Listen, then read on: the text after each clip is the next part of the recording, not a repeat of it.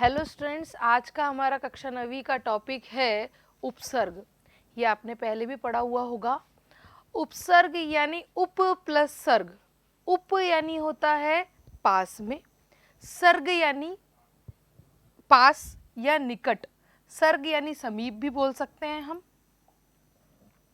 ठीक है, तो वे शब्द या वे शब्दांश जो क्या करते हैं, शब्द के पहले लगकर उसके अर्थ में, उसके मीनिंग में परिवर्तन ला देते हैं, उसमें एक विशेषता उत्पन्न कर देते हैं कि वे शब्दांश या शब्द जो किसी शब्द के पहले लगकर उसके अर्थ में भी परिवर्तन कर देते हैं, साथ ही उसमें एक विशेषता उत्पन्न कर देते हैं, वे उपसर्ग कहलाते हैं।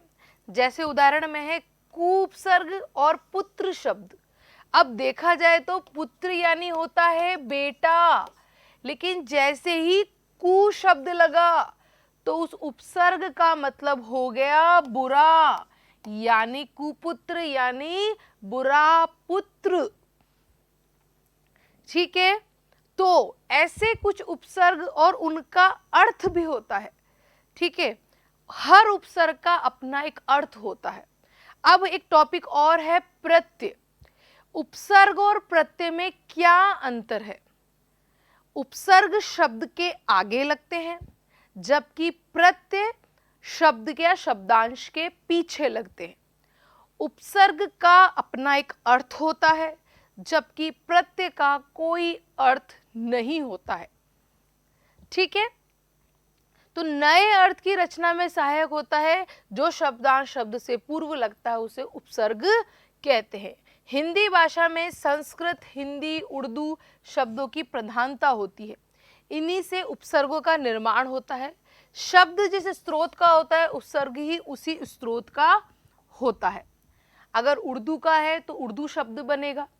ठीक है, अंग्रेजी का है तो अंग्रेजी शब्द बनेगा। मैंने आपको अभी बताया कि उपसर्ग और प्रत्यय में क्या अंतर होता है। तो उपसर्ग शब्द के आगे और प्रत्यय शब्द के पीछे लगते हैं। प्रत्येक उपसर्ग का अपना एक विशेष अर्थ होता है, जबकि प्रत्यय का कोई अर्थ नहीं होता है। उपसर्ग जब मूल शब्द के साथ जुड़ता है तो उपसर्ग और मूल शब्द के अर्थ में थोड़ा परिवर्तन हो जाता है, साथ में एक नया शब्द बनाता है, अर्थ में परिवर्तन हो गए। इसी प्रकार प्रत्यय के जुड़ने पर शब्द के अर्थ में भी परिवर्तन हो जाता है। नेक्स्ट है संस्कृत के उपसर्ग। अब प्रकार हो जाते हैं संस्कृत, हिंदी, उर्दू, फारसी, अंग्रेजी। सबसे पहले संस्कृत के शब्द जिनका मीनिंग भी होता है। हिंदी भाषा में संस्कृत भाषा के कुछ निम्नलिखित उपसर्ग हैं। फर्स्ट है अति। अति यानी होता है बहुत ज्यादा, तो उससे बनने वाले हैं शब्द अत्यंत, अत्यधिक, अत्याचार, अतिरिक्त, अत्युत्तम आदि शब्द। अधि, अधि यानी नीचे या श्रेष्ठ, श्रेष्ठ या ऊंचा। अधि प्लस कार, अधिकार। तो यहाँ पे आपको अर्थ भी याद होना चाहिए। अधिशुल्क, अध्यादेश, अधिपति, अधीश, अधिकरण, अधिता। फिर है अनु। अनु यानी पीछे या बाद में या गौण रूप। अनु प्लस भव, अनुभव। अनुरोध, अनुशासन, अनुरूप, अनुराग, अनुवाद, अनुकरण। नेक्स्ट है अप। अप यानी बुरा या अनुचित। अप अपकार, अपकीर्ति, अपयश, अपवाद, अपव्यय, अपशब्द, अपहरण।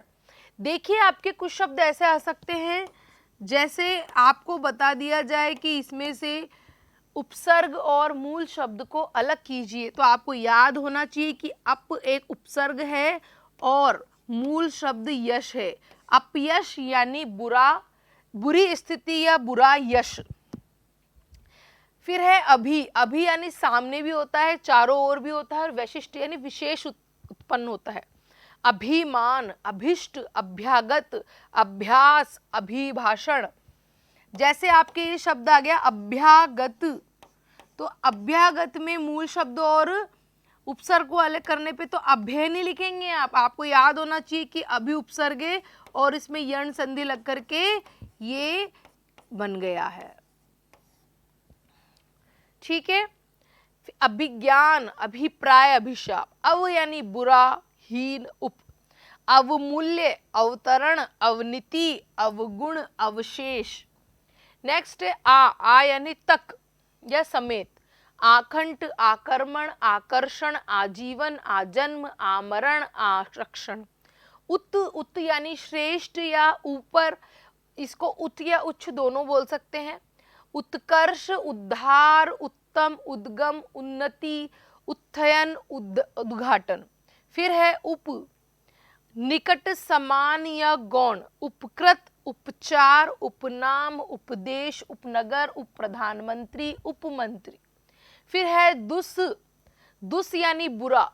अब दुस्साहस, दुष्कर्म, दुशासन, दुष्कर।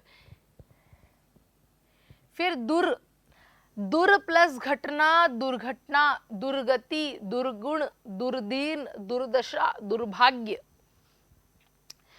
निषेध, निपुणता या निकटता, अधिकता। नियम, निवास, निवारण, निबंध, नियोग। निस यानी रहित।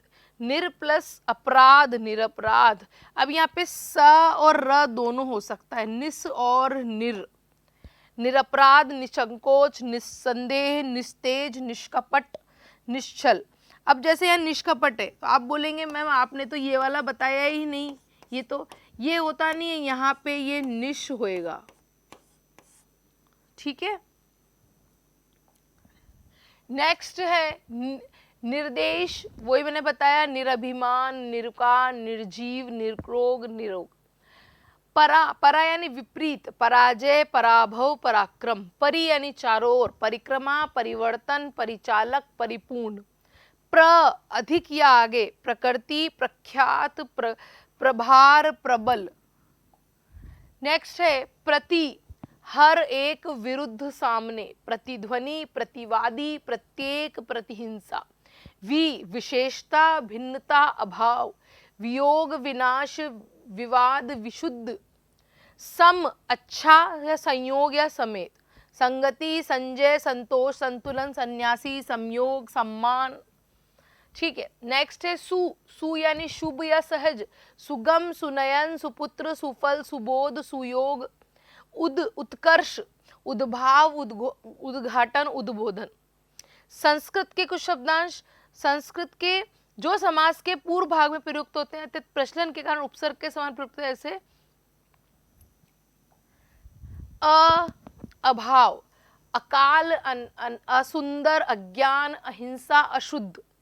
अन के अर्थ में अनंत, अनाचार, अनायास, अनादि, अनिच्छा। कुकर्म, कुकृत्य, कुपात्र, कुख्यात, कुपुत्र। नेक्स्ट है पर प्लस देश, पराधीन, परलोक, परमुखापेक्षी। समकोण, समकालिक, समान, समसामयिक। सह साथ में होता है, सहकारिता, सहपाठी, सहमति, सहचर। स्व, अपना, स्वचालित, स्वजन, स्वदेश, स्वपराजय, स्वावलंबन। ठीक है। नेक्स्ट है हिंदी के उपसर्ग, इसमें है अभाव, अभाव, अछूत, अलग, अथा, अजर, अमर। अध यानी खिला, अधखिला, अधपका, अधमरा, आधा यानी है ना अधजला। नेक्स्ट है अनजान या अन क्या होता है, निषेध या अभाव। अनजान, अनमोल, अनबन, अनबोला, अनमेल, अनकहा। उन क्या मतलब होता है एक कम, जैसे 19 तो 20 में एक कम। 59, 29, 39। नेक्स्ट है औ या अव, हीन, अवगुण, अवगुण, ओसार, ओकास। नेक्स्ट है क या कु, कपूत, कुढ़ंग, कुचक्र, कुचाल। चौमासा, चौकन्ना, चौराहा, चौपाया। नी का है निडर, निपूता, निडर, निगोड़ा, निहत्ता, निकम्मा। नेक्स्ट है पर, दूसरी पीढ़ी, परदादा, परनानी, पर पोता।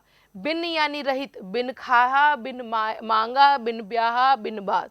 भरा हुआ, भरपेट, भरमार, भरसक, भरपूर। नेक्स्ट है सपूत, अच्छा। सहित, सहित, सहित, सपूत, सुजान, सुडोल, सुघड़ आदि। अब है कुछ उर्दू और फारसी के। एन वक्त, एन मौका उर्दू के बनेंगे, अगर उर्दू के उपसर्ग है तो एन वक्त, एन मौका। कम, कम कीमत, कम अक्ल, कम खर्च, कम वक्त। खुश, खुश यानी अच्छा, खुश दिल, खुश मिजाज, खुश नसीब। गैर यानी भिन्न, गैर हाजिर, गैर कानूनी, गैर जिम्मेदार। ठीक है। दर, दर, दरकिनार, दरसल, दरअसल। ना, नालायक, नापसंद, नाबालिग, नामाकूल। ब यानी साथ में, बदौलत, बखूबी, बगैर। नेक्स्ट है बद, बद यानी बुरा, बदकिस्मत, बदमिजाज, बददुआ, बदबू। बा, बाकायदा, बावजूद, बादब, बाइजा, इज्जत। बिला यानी भी बिना, बिला वजह, बिला नाग। बे यानी अभाव, बेदाग, बेअकल, बेकाबू, बेबुनियाद। ला यानी बिना, लाजवाब, लाचार, लापरवाह, लापता।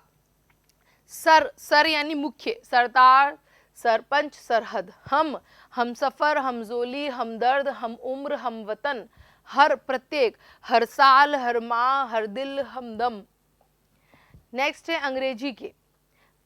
तो इसमें उपसर्ग और अर्थ और नए शब्द। उपसर्ग है सब, सब यानी होता है अधीन, सब इंस्पेक्टर, सब जज, सब रजिस्ट्रार। हेड यानी भी मुख्य होता है, headmaster, headquarter, head office, constable. फिर है वाइस, वाइस का मतलब अधीन, vice chancellor, vice principal, vice captain. Deputy यानी सहायक, deputy collector, deputy registrar, deputy minister. General यानी प्रधान, general manager, general secretary. Chief, chief यानी मुख्य, chief minister, chief engineer, chief secretary. Next है एकाधिक यानी एक ही शब्द में एक से अधिक उपसर्गों का प्रयोग। जैसे समालोचन तो सम आलोचना, समालोचना, सम आलोचना। पर्यावरण, परिआवरण। व्याकरण, व्याकरण। प्रत्यालोचना, प्रतिआलोचना। अप्रत्याशित, अप्रतिआशित। प्रति उपसर्गकार। अब ये जो शब्द है ना, ये इसमें ना उपसर्ग भी है और प्रत्यय भी है। इत, निकारण, नीह प्लस आ प्लस करण। निरअभिमानी, निरअभिमान प्लस ई, इसमें ई भी उपसर्ग हो सकता है। आपके कुछ शब्द ऐसे होते हैं इसमें उपसर्ग और प्रत्यय दोनों होते हैं, इसी में आपको उपसर्ग के बारे में बताया गया है, लेकिन कुछ शब्द है जिनमें प्रत्यय भी यूज हुआ है। निराकरण, सुसंगठित, सुसंगठित। अनासक्ति, अनासक्ति। प्रत्याघात, प्रति आ और घात। समाचार, समाचार। अप्रत्यक्ष, अप्रत्यक्ष। सुव्यवस्थित, सुव्यवस्थित। अनियंत्रित, अनियंत्रित। इत, यंत्र प्लस इत भी हो जाएगा। दुर्व्यवहार, दुर्व्यवहार। ठीक है, ऐसे कुछ है। अति, अति से बनना है अधिक, अपार, उस पार। बनेगा क्या है, अतिकाल, अतिरिक्त, अत्याचार। ये हमने अभी पढ़ा। ठीक है, फिर हिंदी उपसर्ग से बने शब्द निषेध, अध, उन, दू, नी, बिन, भर, सु। इनसे बनने वाले शब्द अभी आपको जस्ट बताए मैंने कि ये होते हैं। तो ये हमारे उपसर्ग के प्रकार हुए, हिंदी, उर्दू, अंग्रेजी और फारसी और संस्कृत। ये ये उपसर्ग के प्रकार हुए। तो आपको मूल शब्द और उपसर्ग बताना होगा, अलग अलग करना होगा मूल शब्द और उपसर्ग को। साथ ही उपसर्ग के अर्थ भी आपको याद करने पड़ेंगे, क्योंकि ऐसे क्वेश्चंस भी आ सकते हैं कि अन का मीनिंग क्या होगा, अति का मीनिंग क्या है। ठीक है, तो इस तरह से आपके उपसर्ग टॉपिक हुआ। आशा करती हूँ आपको समझ में आया होगा। Thank you so much.